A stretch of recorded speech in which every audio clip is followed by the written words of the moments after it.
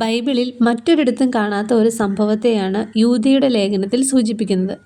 യൂദ എഴുതിയ ലേഖനം 9-ാം വാക്യത്തിൽ ഇങ്ങനെ വായിക്കുന്നു: എന്നാൽ പ്രധാന ദൂതനായ മീഖായേൽ മോശയുടെ ശരീരത്തെക്കുറിച്ച് പിശാചിനോട് തർക്കിച്ചു വാദിക്കുമ്പോൾ ഒരു ദൂഷണവിധി ഉച്ചരിപ്പാൻ തുനിയാതെ കർത്താവ് നിന്നെ ഭത്സിക്കട്ടെ എന്ന് പറഞ്ഞതേയുള്ളൂ.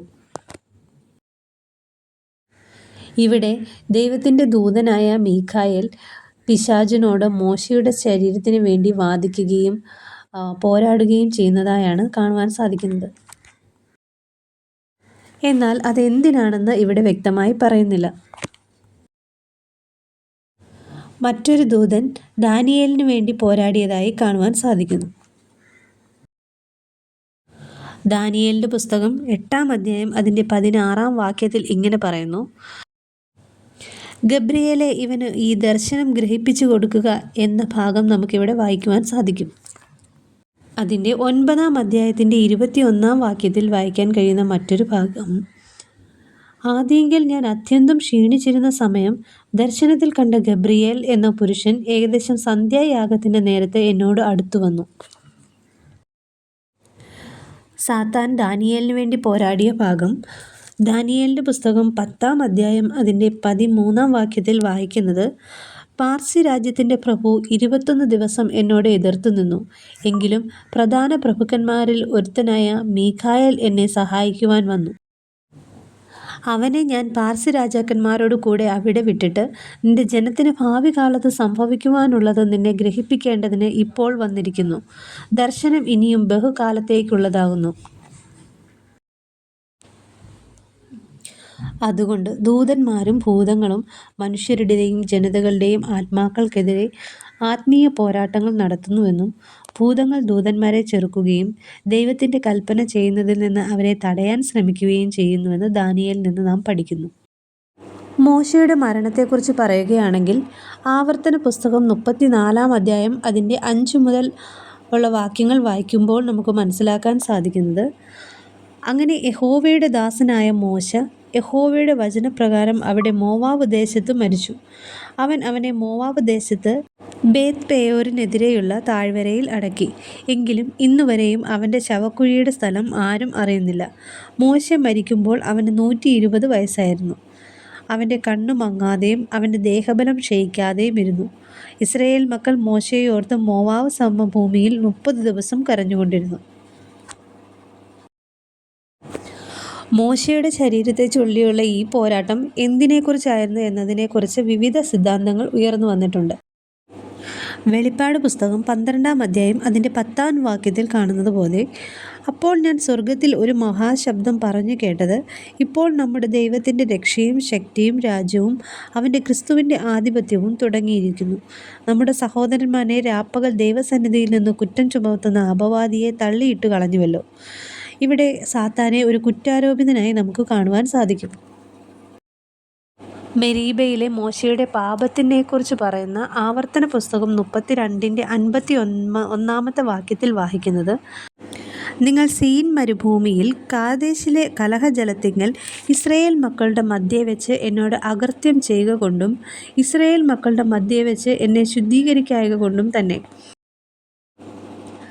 അല്ല എങ്കിൽ പുറപ്പാട് പുസ്തകത്തിൻ്റെ 2-12 പറയുന്നത് പോലെ: അവൻ ചുറ്റും നോക്കിയിട്ട് ആരുമില്ലെന്ന് കണ്ടപ്പോൾ മിസ്രയീമിനെ അടിച്ചു കൊന്ന് മണലിൽ മറവ് ചെയ്തു. ഇങ്ങനെ ഒരു ഈജിപ്ഷ്യനെ കൊന്നതിനാലോ ആയിരിക്കാം മോശയുടെ ശരീരത്തെ ചൊല്ലി ഈ സാത്താൻ മീഖായേലിനോട് പോരാടിയതെന്ന് സിദ്ധാന്തങ്ങൾ പറയുന്നു. യൂദയുടെ ലേഖനത്തിൽ കാണുന്ന അതേ കാര്യം തന്നെയാണ് സെഖരിയാവിൻ്റെ പുസ്തകത്തിൽ 3-ാം അധ്യായത്തിൻ്റെ 1 മുതൽ വായിക്കാൻ കഴിയുന്നതെന്ന് ചിലർ അനുമാനിക്കുന്നു. അതായത്: അനന്തരം അവൻ എനിക്ക് മഹാപുരോഹിതനായ യോശുവ യഹോവയുടെ ദൂതൻ്റെ മുൻപിൽ നിൽക്കുന്നതും സാത്താൻ അവനെ കുറ്റം ചുമത്തുവാൻ അവൻ്റെ വലതുഭാഗത്ത് നിൽക്കുന്നതും കാണിച്ചു തന്നു. യഹോവ സാത്താനോട്: സാത്താനെ, യഹോവ നിന്നെ ഭത്സിക്കുന്നു. യെരൂശലേമിനെ തിരഞ്ഞെടുത്തിരിക്കുന്ന യഹോവ തന്നെ നിന്നെ ഭത്സിക്കുന്നു. ഇവൻ തീയിൽ നിന്ന് വലിച്ചെടുക്കപ്പെട്ട കൊള്ളിയല്ലയോ എന്ന് കൽപ്പിച്ചു. ആദ്യകാല ക്രിസ്ത്യൻ പണ്ഡിതനും ദൈവശാസ്ത്രജ്ഞനുമായ ഒറിജൻ തൻ്റെ കാലത്ത് നിലനിന്നിരുന്ന മോസസിൻ്റെ അനുമാനം എന്ന പുസ്തകത്തെ പരാമർശിക്കുന്നു. മോശയുടെ ശരീരത്തെക്കുറിച്ചുള്ള മീഖായേലിൻ്റെയും സാത്താനും തമ്മിലുള്ള മത്സരത്തിൻ്റെ ഈ വിവരണം ഇതിൽ അടങ്ങിയിരിക്കുന്നു. ഇപ്പോൾ നഷ്ടപ്പെട്ട ആ പുസ്തകം ഒരു യഹൂദ ഗ്രീക്ക് പുസ്തകമായിരുന്നു. യൂദയുടെ വിവരണത്തിലെ ഉറവിടം ഇതാണെന്ന് ഒറിജിൻ കരുതുന്നു. അപ്പോൾ ഈ കഥ സത്യമാണോ എന്നത് മാത്രമാണ് ഭൗതികമായ ചോദ്യം. വിവരണത്തിൻ്റെ ഉത്ഭവം എന്തുതന്നെയായാലും യൂദ മൈക്കിളും പിശാചും തമ്മിലുള്ള മത്സരത്തെ സത്യമാണെന്ന് പരാമർശിക്കുന്നതായി തോന്നുന്നു. മോശയുടെ മരണത്തെക്കുറിച്ചോ അവൻ പാറയെ അടിച്ചതിനെക്കുറിച്ചോ പറഞ്ഞിരുന്നെങ്കിൽ അവൻ എന്തു ചെയ്യുമായിരുന്നോ അതേ വിധത്തിൽ അവൻ അതിനെക്കുറിച്ച് സംസാരിക്കുന്നു. അത് ശരിയല്ലെന്ന് ആർക്ക് തെളിയിക്കാനാകും? അല്ല എന്നതിന് എന്ത് തെളിവാണുള്ളത്?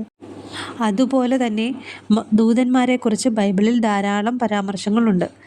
പ്രധാന ദൂതനായ മീഖായേലിനെക്കുറിച്ച് പറയുന്നത് യഥാർത്ഥമാണെന്ന് നമുക്കറിയാം. സാത്താനെക്കുറിച്ചും പലപ്പോഴും പലയിടങ്ങളിലും പരാമർശമുണ്ട്. ഭൂമിയിലെ പ്രധാനപ്പെട്ട ഇടപാടുകളിൽ ചീത്തയും നല്ലതുമായ ദൂതന്മാർ ജോലി ചെയ്യുന്നുവെന്ന് നിരവധി സ്ഥിരീകരണങ്ങളുമുണ്ട്. മറ്റൊന്ന്, ക്രിസ്ത്യാനികൾ സാത്താനെയും ഭൂതങ്ങളെയും എങ്ങനെ കൈകാര്യം ചെയ്യണം എന്നതിൻ്റെ പരമോന്നത ദൃഷ്ടാന്തമാണ് യൂദയുടെ പുസ്തകം 9-ാം വാക്യത്തിൽ വായിക്കുന്നത്. സാത്താനെ ശാപം പറയാൻ വിസമ്മതിച്ച മീഖായേലിൻ്റെ ഉദാഹരണം ക്രിസ്ത്യാനികൾക്ക് പൈശാചിക ശക്തികളുമായി എങ്ങനെ ബന്ധപ്പെടാം എന്നതിൻ്റെ ഒരു പാഠമായിരിക്കണം.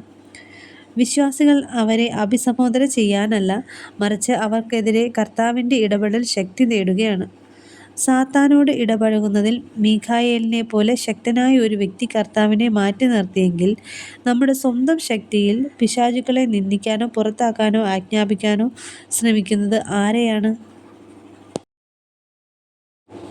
ബൈബിളിൽ ജീവിച്ചിരുന്ന ഏറ്റവും വലിയ നേതാക്കളിൽ ഒരാളാണ് മോശെ. ഇസ്രായേൽ മക്കളെ ഈജിപ്തിലെ അടിമത്തത്തിൽ നിന്നും അവരുടെ മരുഭൂമി യാത്രകളിലൂടെയും ഏകദേശം 40 വർഷത്തോളം നയിച്ച മനുഷ്യനായിരുന്നു അദ്ദേഹം. പഴയ തലമുറയെ മരുഭൂമിയിൽ മരിക്കാൻ ദൈവം വിധിച്ചിരുന്നു. കാരണം അവർ കനാൻ ദേശത്ത് പോയി കീഴടക്കാൻ ആദ്യം വിസമ്മതിച്ചു. അവരുടെ വിശ്വസ്തമായ നിലപാട് നിമിത്തം കാലേബും യോശുവയും മാത്രമാണ് ആ തലമുറയിൽ പ്രവേശിക്കാൻ ജീവിച്ചിരുന്നത്. മോശ മൂന്നാമനായി അങ്ങനെ ചെയ്തിരിക്കാം. പക്ഷേ അവൻ കർത്താവിനോട് അനുസരണക്കേട് കാണിച്ചു. അതിൻ്റെ ഫലമായി അദ്ദേഹത്തിന് കഴിയില്ലെന്ന് പറയപ്പെട്ടു. ഇത് സംഖ്യാപുസ്തകത്തിൻ്റെ 20-ന്റെ 2 മുതൽ 12 വരെയുള്ള വാക്യങ്ങളിൽ വായിക്കുവാൻ സാധിക്കും. ജനങ്ങളുടെ ദൃഷ്ടിയിൽ മോശയ്ക്കുള്ള ഉന്നതമായ സ്ഥാനം നിമിത്തമായിരിക്കാം സാത്താൻ മോശയുടെ ശരീരത്തിനു വേണ്ടി പോരാടിയത്. ഇസ്രായേല്യർക്ക് ഇതുവരെ ഉണ്ടായിരുന്ന ഒരേയൊരു നേതാവ് അവനായിരുന്നു. അവരിൽ ഭൂരിഭാഗവും അദ്ദേഹത്തിൻ്റെ ഭരണത്തിൻ്റെ കീഴിൽ ജനിച്ചവരോ വളർന്നവരോ ആയിരുന്നു. അവൻ ചെയ്ത കാര്യങ്ങളെക്കുറിച്ച് ആളുകൾ പലപ്പോഴും നിലവിളിക്കുകയും പരാതിപ്പെടുകയും ചെയ്യുന്നുണ്ടെങ്കിലും അദ്ദേഹത്തിൻ്റെ മരണശേഷം അവർ അവനെ ഒരു പ്രത്യേക രീതിയിൽ ബഹുമാനിക്കാൻ ആഗ്രഹിച്ചുണ്ടാകാമെന്നതിൽ സംശയമില്ല. പിശാചിനെ ചെറുക്കുന്നതിൽ യേശു ചെയ്തതുപോലെ ദൈവത്തിൻ്റെ വചനത്തിലൂടെ വേണം നാമോ അവനെ എതിർക്കുവാൻ. അവൻ്റെ നുണകളെ നാം തള്ളിക്കളയണം. പകരം ദൈവം പറഞ്ഞതിൽ ആശ്രയിക്കണം. മീഖായേലിനെ പോലെയുള്ള അവിശ്വസനീയമാംവിധം ശക്തനായ ഒരു ദൂതൻ പിശാചുമായി നേരിട്ട് ഇടപെടാൻ ധൈര്യപ്പെട്ടില്ലെങ്കിൽ ഞങ്ങൾക്ക് അങ്ങനെ ചെയ്യാൻ ഒരു കാര്യവുമില്ല. നമ്മെ സംരക്ഷിക്കാനും സാത്താനെ അവൻ്റെ സ്വന്തം വഴിയിലും സമയത്തിലും പരിപാലിക്കാനും നാം ദൈവത്തോട് അപേക്ഷിക്കേണ്ടതുണ്ട്.